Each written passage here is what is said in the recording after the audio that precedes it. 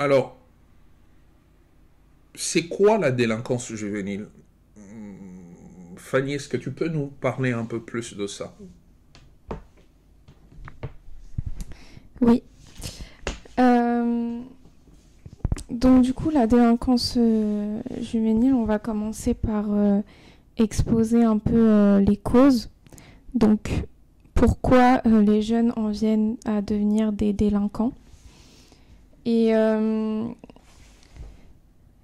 et ces causes, en fait, on est allé aussi se documenter, chercher, et on voit bien par des statistiques et des chiffres clairs qu'on pourra aussi vous présenter par la suite combien la délinquance est vraiment touche beaucoup les jeunes qui ont des problèmes en fait familiaux, surtout en général. Euh, donc souvent, ça va être le manque aussi d'un père, d'une mère, et toutes ces familles qui sont en plus euh, touchées par la pauvreté. Souvent, l'un implique l'autre aussi, le fait que un des parents soit absent, forcément entraîne le fait que il y ait un salaire aussi en moins dans la famille et donc peut entraîner des problèmes économiques. Euh, donc on va pouvoir trouver donc l'absence et le manque de supervision parentale, vu que souvent il va manquer un parent ou un parent est très pris par le travail pour ramener justement plus d'argent à la maison. Ils vont être moins regardants sur l'éducation ou du moins présents et ça entraîne forcément les jeunes à être plus livrés à eux-mêmes ou, euh, ou livrés en fait aux effets de groupe, à se retrouver avec des personnes qui n'ont pas forcément une très bonne influence sur eux. Donc on va avoir ces facteurs familiaux, on va aussi retrouver souvent de la violence au sein des familles qui malheureusement en fait c'est un effet boule de neige vu que voilà ils sont mal influencés ou peut-être ils se sentent aussi délaissés par leurs parents, ils ont des gros problèmes de manque d'absence parentale, et ça va amener beaucoup de violence, surtout chez les filles aussi, mais chez les garçons, je pense que ça se développe encore plus. Et donc, ça entraîne des familles totalement divisées. De plus, on va avoir la pauvreté. Donc, la pauvreté entraîne le fait qu'ils vont avoir recours à essayer de gagner de l'argent par d'autres moyens. Euh, Surtout quand on est jeune, qu'on n'a pas fini nos études, on ne peut pas tout de suite travailler. Donc ça devient vite des travails illégaux et qui peuvent rapporter aussi vite beaucoup d'argent. Donc c'est peut-être aussi un moyen pour eux de montrer qu'ils aiment leur famille en essayant de rapporter plus d'argent, même si c'est pas une solution. Et comme on en a parlé, il va y avoir vraiment cette influence de groupe, voire une pression au sein des groupes, vu que souvent les plus grands, les aînés doivent montrer l'exemple, et là, dans ce cas-là, souvent, c'est pas forcément des exemples. Ils sont souvent déjà pris dans la délinquance, dans les gangs, ils ont un comportement déjà violent, sont parfois peut-être déjà dans l'alcool, dans la drogue. Donc ce qui fait que les jeunes s'identifient très vite et très tôt à ces modèles de grands. Et peut-être aussi c'est une sorte de famille qu'ils retrouvent qui n'ont pas au sein de leur foyer des personnes qui considèrent vite comme leurs grands frères, qui pensent qu'ils prennent soin d'eux, mais c'est vrai qu'en réalité, en fait, ça mène plus à une destruction. Si tu permets, Fanny, tu as évoqué deux causes très importantes, je dirais deux facteurs. Donc, les facteurs familiaux, l'absence ou le manque de supervision parentale, la violence ou l'instabilité familiale, c'est-à-dire les environnements familiaux marqués par la violence, la négligence, comme tu l'as dit, ou des choses comme le divorce, souvent emmène un trouble émotionnel chez ces enfants et les désoriente complètement. Effectivement, comme tu l'as parlé, il y a aussi le facteur économique. Et ce deuxième facteur que tu évoques qui est très important, celui de l'influence du groupe. D'ailleurs, à ce sujet, sur l'actualité, le 4 novembre 2024, il y a eu une violente altercation dans le RRRE en gare d'Ozoir-la-Ferrière, impliquant plusieurs jeunes mineurs. 4 personnes ont été blessées, dont 2 grièvement, après avoir été attaquées à des coups de hache, de couteau et de batte de baseball par un groupe de jeunes. Cette attaque semble être une réplique d'une précédente rixe entre bandes issues de Roissy-en-Brie et d'Ozoir-la-Ferrière. Le principal suspect, un adolescent de 16 ans, avait été interpellé, tandis que les autres agresseurs sont toujours recherchés. Et les blessures des victimes comprenaient des coupures à la tête, aux bras et aux mains. On est quand même étonné lorsque l'on voit une telle violence. C'est quand même choquant et la plupart sont jeunes. On a l'impression parfois que ces types de violences, ça me fait penser à des phénomènes pareils que l'on observe dans certains pays, tels qu'au Congo, on parle de Kuluna, je crois des bébés noirs au Congo-Brazzaville, et puis des microbes, je crois que le phénomène des microbes, ça doit être, je ne sais plus, dans un pays de l'Afrique de l'Ouest. Et généralement, on dit que c'est la pauvreté ou le fait que ces jeunes ne sont pas pris en charge qui engendre ça, mais on se rend compte que ces phénomènes, on les trouve aussi dans les pays développés tels que la France, et le degré de violence est quasiment identique. Qu'est-ce que ça te fait quand tu vois une telle violence ici en France ? Ouais, effectivement, il y a beaucoup de violence. C'est vraiment triste. Même moi, je le vois là où j'habite depuis maintenant 8 ans. Je vois aussi la différence de quand je suis arrivée. Après les périodes Covid aussi, il y a eu vraiment un tournant. Et en fait, j'en viens à même le soir, il y a une période où je devais sortir juste promener mon chien. Et c'était compliqué, quoi, en fait. Même le matin, voire, mais le soir, c'était quasiment... je trouvais pas d'endroit sûr, en fait. Il y avait des groupes, soit c'était plus la drogue, ils fumaient, soit c'était l'alcool. Et voilà, on connaît, on sait, il y a des endroits où c'est des points de deal, quoi.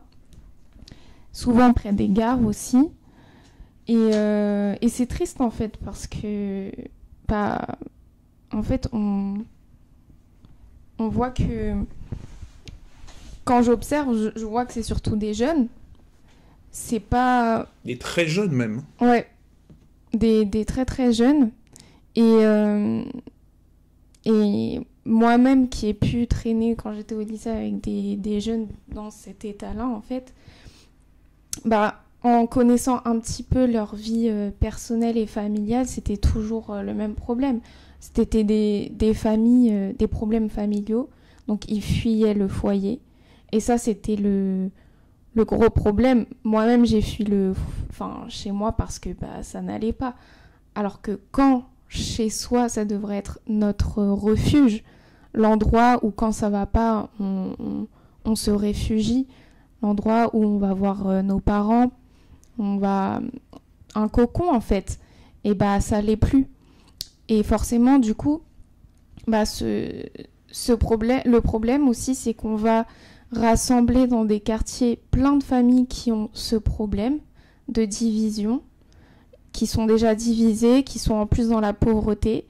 Et si on les met tous ensemble au même endroit... Ça explose. Voilà. Ça crée... forcément, on donne que ce qu'on a aussi.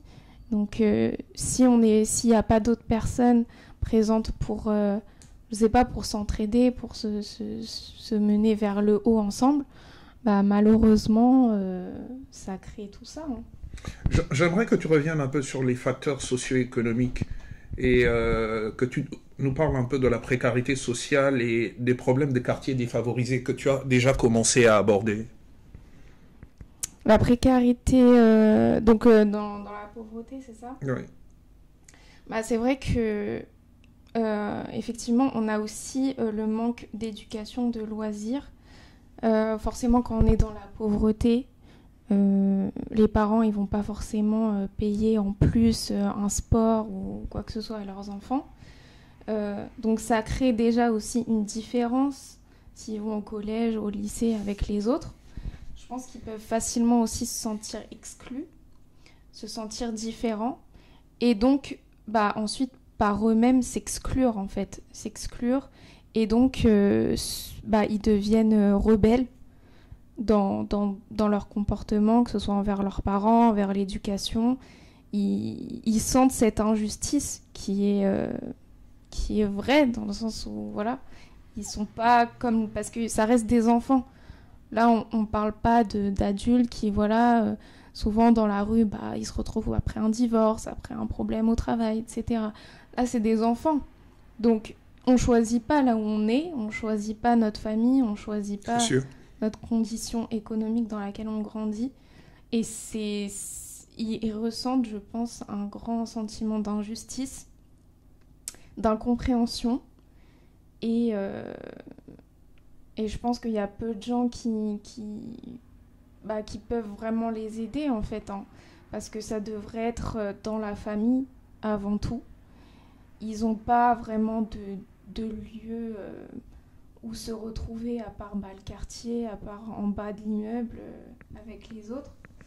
Donc la précarité, ça amène à ça, à l'injustice. Et ensuite, ils vont se retrouver dans les trafics de drogue, dans les trafics de stupéfiants. Au début, ça peut être juste un rôle de, je sais pas, de guetteur, de garde, de prévenir les autres quand il y a la police qui arrive, etc. Et puis, ils se font vite de l'argent. Ils peuvent se faire très, très vite beaucoup d'argent. Et une fois que je pense qu'on tombe dedans, après, pour s'en sortir, ça devient compliqué. Surtout qu'après, quand ils commencent eux-mêmes à vendre de la drogue, forcément, ils vont commencer à goûter aussi, à consommer un peu, parce qu'ils ont ça chez eux. Et donc, au fur et à mesure, ils deviennent aussi accros. Donc tout ça, c'est vraiment un engrenage. C'est triste, hein. Dont on s'en sort quasiment pas. Et on retombe dans cette problématique des quartiers défavorisés. Généralement, on en parle. On remarque que le taux de criminalité est plus élevé dans ces quartiers dits défavorisés, parce que les conditions, comme tu l'as dit, d'éducation, les loisirs, l'accès à l'éducation, à des bibliothèques n'est pas toujours privilégié. Et généralement, quand on vient faire ça, il y a déjà toute une génération qui s'est plongée dans la délinquance, et les générations qui viennent après ne trouvent pas d'intérêt à s'instruire, à aller à l'école, parce qu'ils voient leurs aînés vite se faire de l'argent. Pourquoi s'embêter à aller lire des livres alors qu'on peut avoir accès directement à ça? Et on a l'impression, je ne dis pas que c'est ça, mais que nos dirigeants ont tendance à maintenir les gens dans ce statu quo-là. C'est-à-dire, on ne se mélange pas, on essaye de donner une solution aux problèmes que l'on trouve dans les quartiers difficiles, en essayant de construire une bibliothèque, mais comme tu as dit, c'est aussi une question de modèle. S'ils pouvaient se mélanger avec des jeunes d'autres quartiers, qui, eux, au lieu d'aller casser, préfèrent aller faire du sport et réussissent, ou préfèrent lire et partager entre eux d'autres passions que ceux qu'ils ont l'habitude de voir, peut-être que ça donnerait d'autres exemples. Et il y a justement aussi, là on n'est que dans les causes, le décrochage scolaire qui est un véritable problème. aussi. Parce que l'échec scolaire peut créer des frustrations et un sentiment d'exclusion, poussant certains jeunes à se rébeller. Donc, ceux qui ne réussissent pas à l'école peuvent trouver une alternative dans la délinquance pour se donner de la valeur et attirer de l'attention. Parce qu'on est dans cette recherche d'identité, comme on l'a dit. Et l'absence d'encadrement éducatif, le manque de soutien scolaire, de mentors ou d'institutions éducatives peut aussi pousser certains jeunes vers des comportements antisociaux. Et c'est ça justement que tu étais en train d'évoquer tout à l'heure, Fanny. Mais il y a un point que je voudrais que tu vois, l'influence de médias et des réseaux sociaux sur la délinquance juvénile. Oui, il faut qu'on en parle aussi. Oui, complètement. C'est sûr que ce soit sur l'indélinquance ou en général sur la jeunesse, ça a modifié beaucoup de choses. Donc il y a les médias et réseaux sociaux, en fait, ça devient des modèles pour ces jeunes. Il y a aussi même la musique qu'ils écoutent, en fait. On voit que plus ils regardent la même chose, plus ils deviennent les uns comme les autres. Et on voit même le rap, c'est même de pire en pire, hein, ce qui est dit dedans. Un vrai vecteur de violence. Hein. Voilà. Ce qui est montré, ce qui est dit. Et même à la base, le rap, ça a été créé pour vraiment parler de cette injustice, de cette rébellion qui ressentent au fond d'eux. Et on sentait déjà au début cette violence, mais aujourd'hui, en fait, ça mène vraiment les jeunes à aller de pire en pire. En fait, ça les tue, hein, complètement. Ça les tue. Ce qui est montré, c'est pas des choses qui vont les aider à s'en sortir. Et en fait, je pense qu'ils sont un peu aussi dans le foutu pour foutu, on a commencé là-dedans, on y va. C'est comme de la drogue, en fait, à partir du moment où ils ont commencé dans la délinquance, pour en sortir, c'est compliqué, ça implique plein de choses. Et donc, c'est sûr, hein, les réseaux sociaux, en fait, déjà, ça devient aussi une drogue, et en plus, ça devient aussi, encore une fois, un refuge.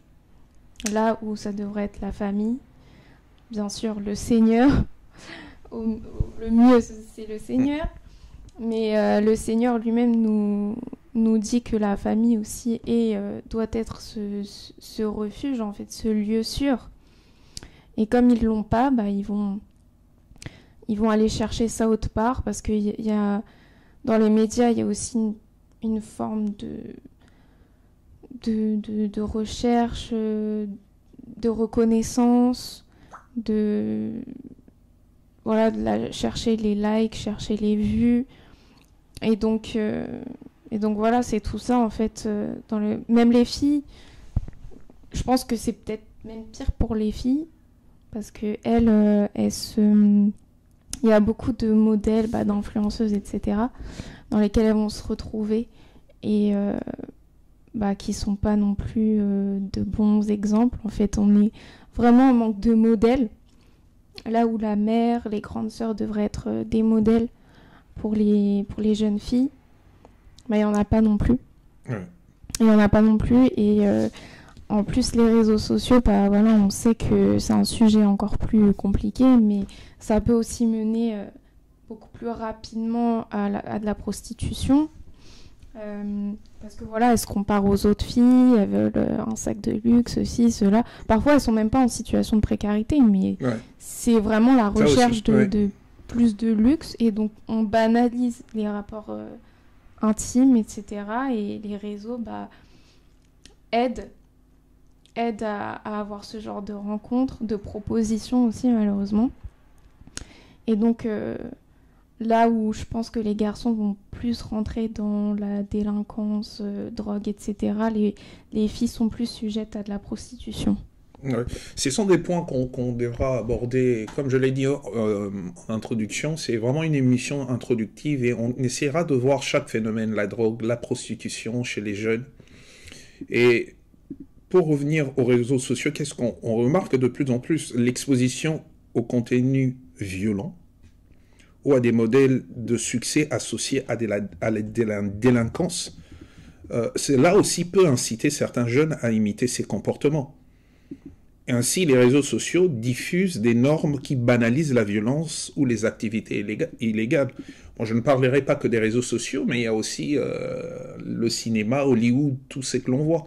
De plus en plus, cette tendance à rendre cool, à rendre branché, le dealer, c'est celui que l'on veut imiter. Voilà, le chef d'un gang qui est glorifié et les gens se passionnent de plus en plus sur ça. Je n'ai pas vu les chiffres, mais les séries ou les films qui vont mettre comment dire, en exergue le chef d'un gang ou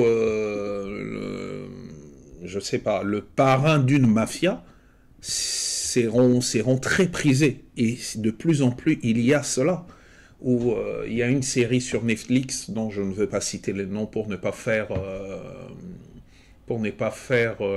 l'apologie, qui a vraiment fait beaucoup de succès avec des hommes en rouge et en moustache. Les gens voient de quoi je vais parler.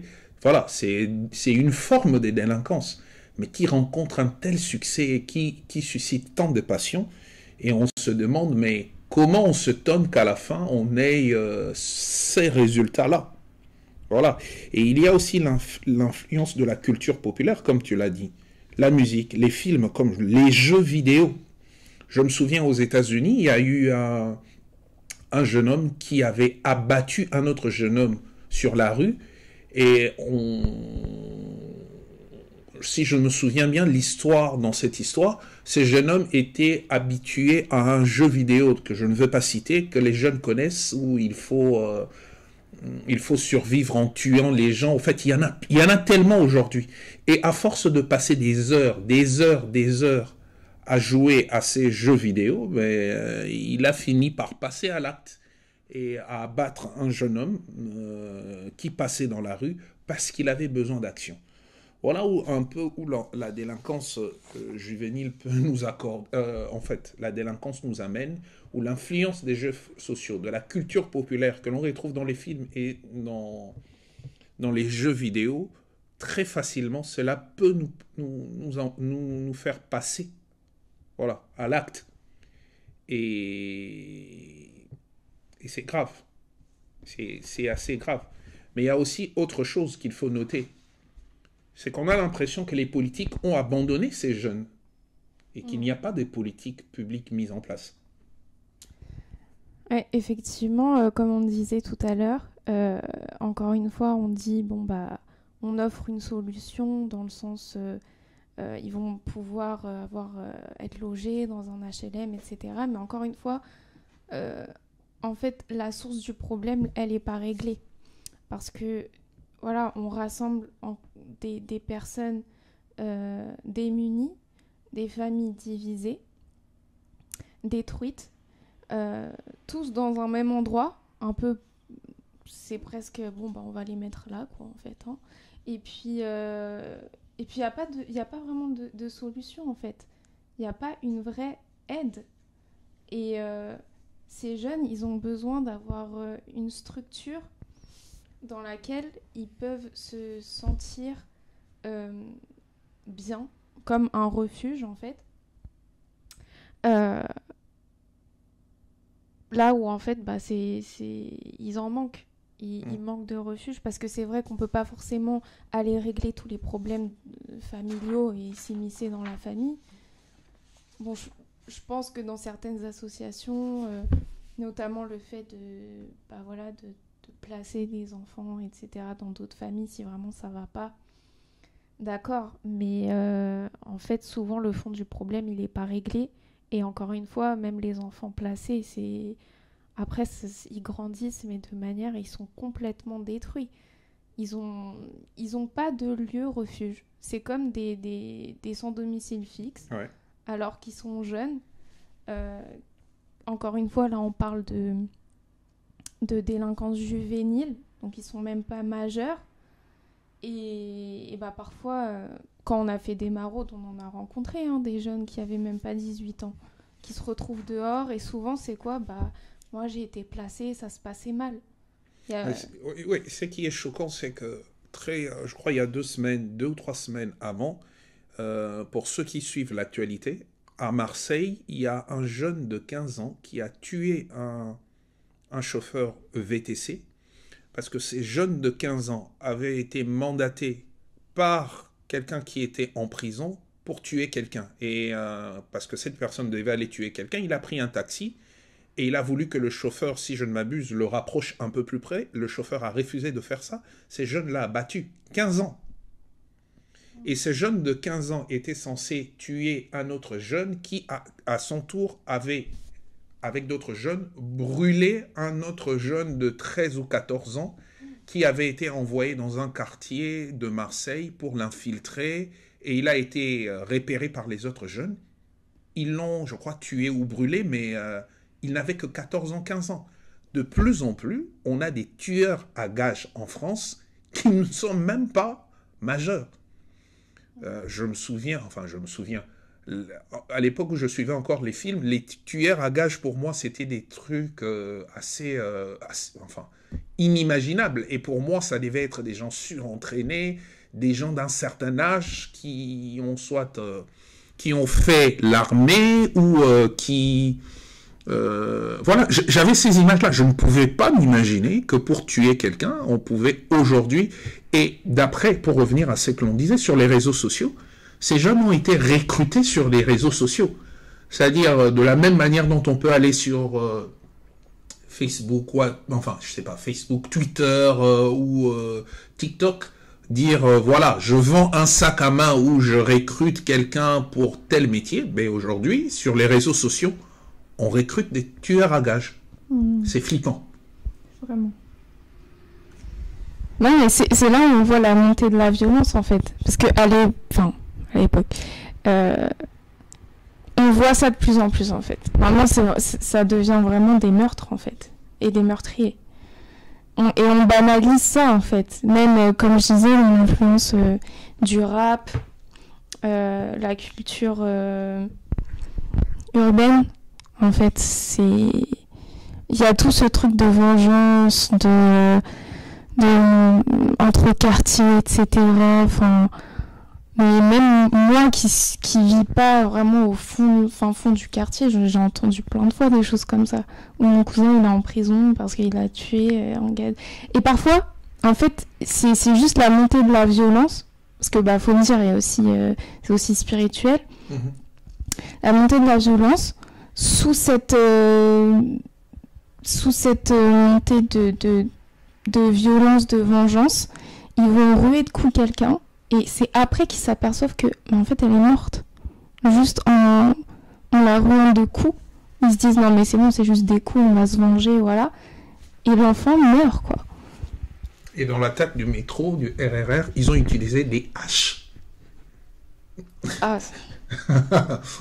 Là tu parles des coups. Je crois que quand on entre dans un RER avec une hache pour frapper les autres, c'est pas juste pour leur faire un tout petit peu mal. T'es d'accord? On est dans un autre degré de violence, là. Pour y revenir, tu as évoqué plusieurs facteurs familiaux, sociaux, économiques. Il y a des chiffres qui font peur. Je nous donne quelques chiffres.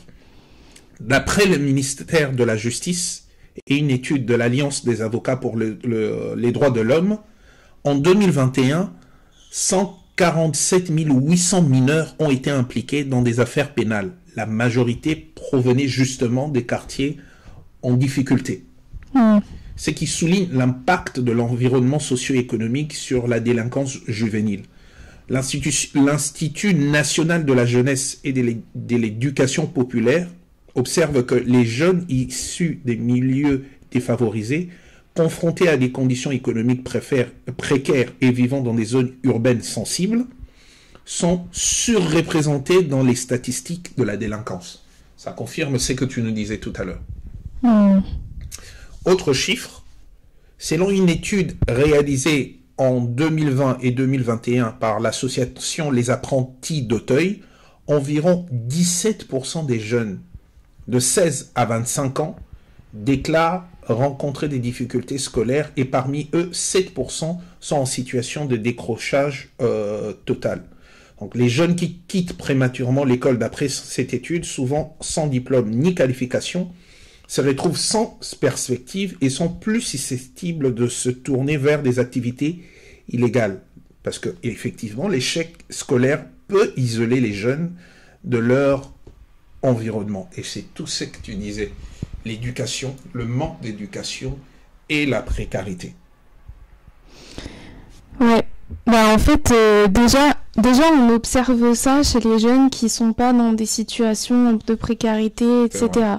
Déjà, bah voilà, ils ont moins envie de lire, d'écrire, bah voilà, il y a beaucoup de rébellion envers les professeurs, envers l'éducation en général. Donc, si en plus, ils sont dans un mauvais environnement, et encore une fois, bah, souvent, ils se retrouvent dans les mêmes établissements aussi. Donc, s'il y a toute une classe qui est rebelle aux professeurs, qui n'a pas envie de lire, qui n'a pas envie de... Voilà, parce que...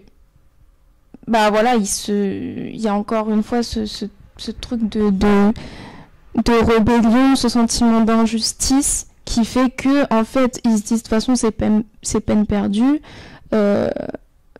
Peut-être même, vu qu'ils voient leurs parents ne pas trouver de travail, ils se disent, bah moi aussi, je trouverai pas de travail parce que ma couleur, parce que je viens d'ici, je viens de là.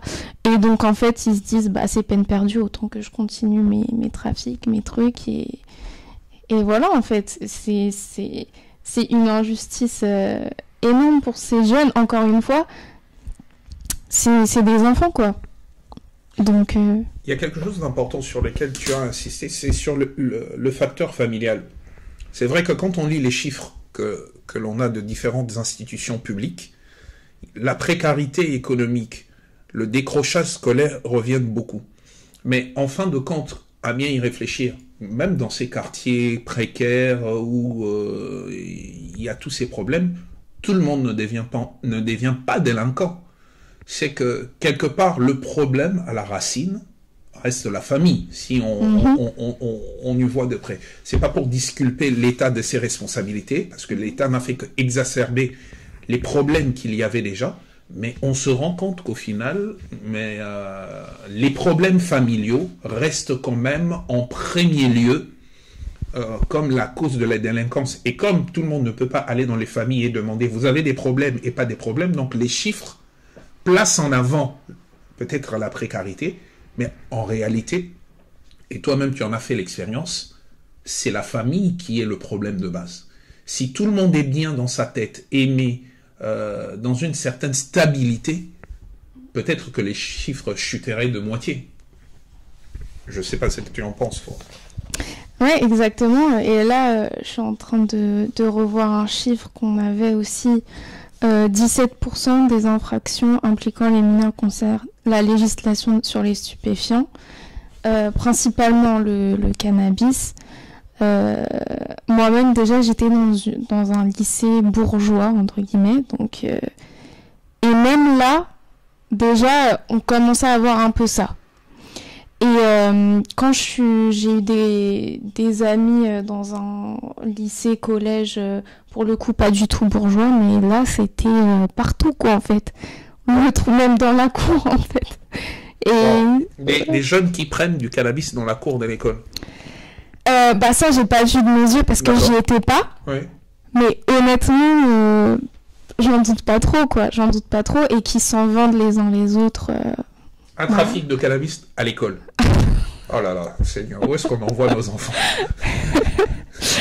Ouais, non, mais en fait, c'était même... Enfin, les parents, ils se rendent pas compte. Honnêtement, ils se rendent pas compte du tout. C'est-à-dire que l'enfant, il est... Enfin, c'était quoi? On avait genre 13-14 ans. Et tu te retrouves là, dans la chambre, et le gars, il devant le truc, il a ton âge, hein, 13-14 ans. Pareil. Et en plus, pour avoir accès à ça, forcément, ils vont voir des plus grands. Parce que c'est pas eux qui réceptionnent en gros le cannabis, ou voilà. Donc, et c'était... ça pouvait être déjà dans un petit village, un truc, c'était même pas un quartier de ouf, quoi. Donc, j'imagine même pas, en fait. J'imagine même pas. C'est répandu, mais à un niveau... Enfin, limite pour nous, c'était normal de voir de la vente comme ça. Enfin, c'est vrai que dans les lycées un peu plus riches, bourgeois, il va plus avoir ce truc d'alcool, je dirais, voilà, des soirées, alcool, tout ça. Mais... Le problème, il y est les autres. Ouais, là, c'est vrai, hein. Le problème, il y est quand même si pourtant, ils avaient de l'argent. Ils avaient de l'argent, mais pareil, problèmes familiaux. Souvent, ceux qui allaient... tu te retrouves en soirée, tout ça, pourquoi ? Parce que tu veux fuir quelque chose. Donc, on se retrouve autour avec de l'alcool, avec de la drogue, avec tout ça. Et en fait, c'est les uns les autres, on se mène là-dedans, mais à chaque fois, quand on commençait à se livrer sur nos problèmes familiaux, c'était ça. Ouais. Il y avait, même si d'apparence, la famille paraissait bien. Ouais, on est beaucoup sur les apparences. Voilà. Hein. Généralement, ces familles bourgeoises, quand on y réfléchit bien, quand on va gratter et voir de plus près, les choses qui s'y passent, c'est pas du tout beau à voir. Hein. Même chez les familles, entre guillemets, les quartiers pauvres, ils sont dans la drogue et dans toutes ces choses, mais... ils sont encore, je dirais, plus fréquentables. C'est choquant de les dire que les familles bourgeoises et ce qui se passe là. On a qu'à voir les affaires de scandales sexuels que l'on a entendues. Mais les personnes qui sont impliquées, c'est des personnes riches, hein. Mm-hmm. Et généralement, il y a d'autres noms qu'on cite pas. Mais c'est vrai, la famille, c'est la racine du problème. Mais vraiment, encore une fois, ça devrait être le refuge, vraiment, le refuge là, on parle des enfants, donc voilà, les parents, c'est le refuge.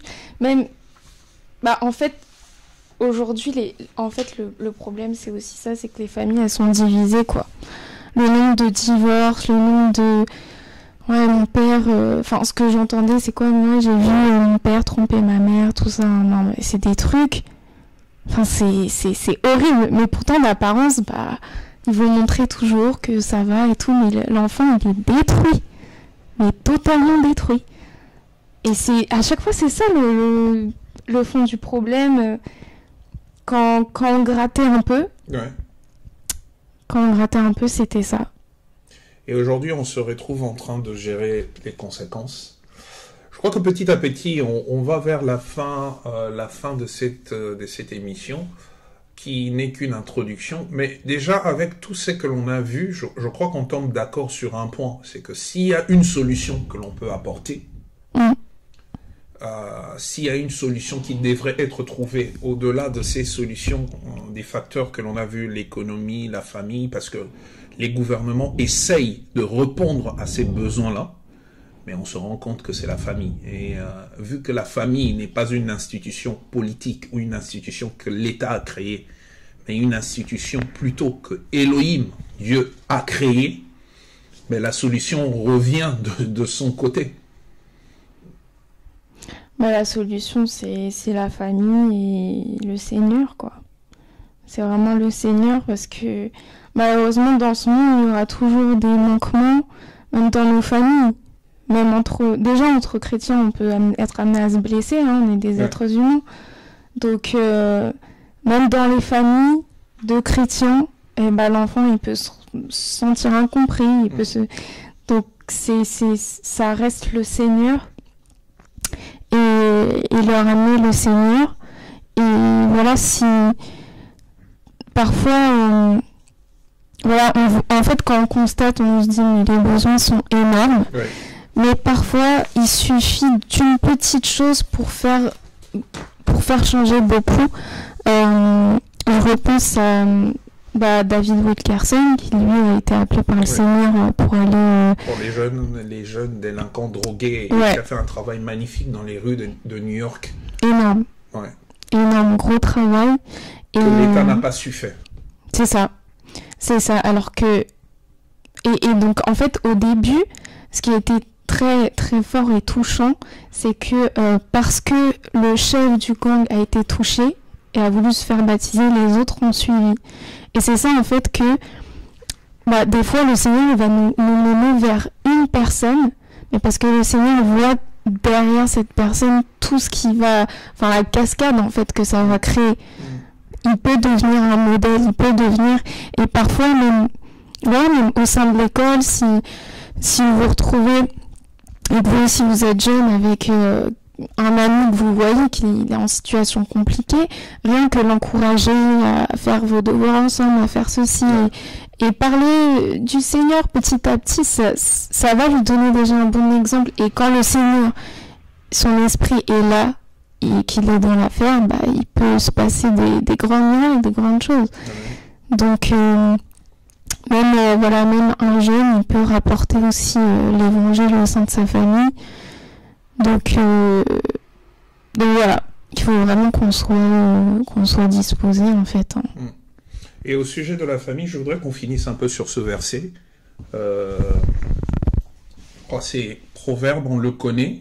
En fait, c'est ce qui m'est revenu en pensant à ce sujet.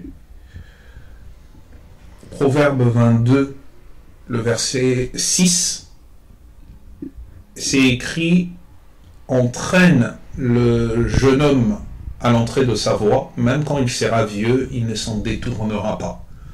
Je crois que celui qui est censé entraîner le jeune homme, bien sûr entraîner ou dans la voie du Seigneur, c'est les parents.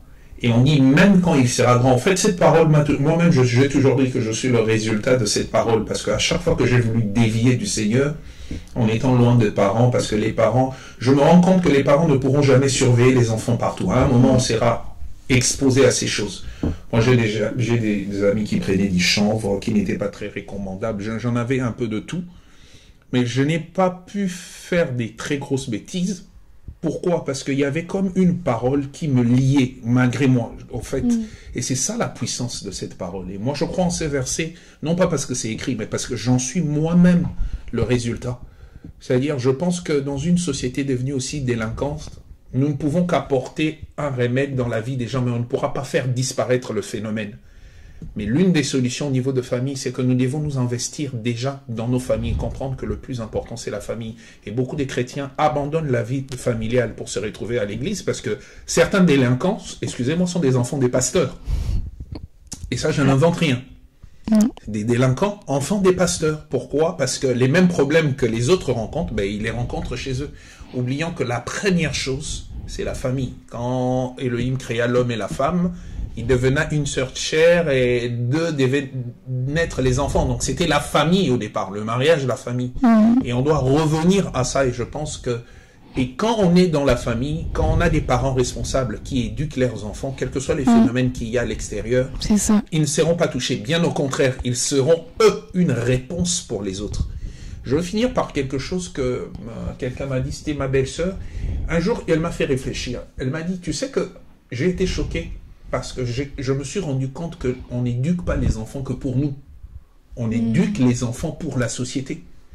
Il dit, quand un enfant rentre et qu'il commence à insulter, toi tu sais que chez toi, on n'insulte pas, et que tu te rends compte que c'est en fréquentant l'enfant de l'autre, mais tu vois la mauvaise éducation qu'il a reçue de ses parents a influencé ton enfant. Et imagine-toi la bonne éducation que ses parents auraient pu donner à cet enfant, aurait influencé le mien, autant que la bonne éducation que je lui donne peut influencer les autres. Et effectivement, c'est ça. On a peut-être un début de solution, mais voilà, tout reste entre les mains du Seigneur. En tout cas, voilà, c'est un sujet à réfléchir, et je crois que dans les prochains jours, si le Seigneur le veut, on verra les différentes conséquences et les différents aspects de cette délinquance, la drogue, la prostitution et les autres. Je ne sais pas si tu as une autre chose à dire pour finir. Oui, non, c'est ça, c'est vraiment une émission introduction, parce qu'il y a tellement de choses à dire de ce sujet, et comme on le voit, le Seigneur aussi fait un travail auprès des enfants des rues.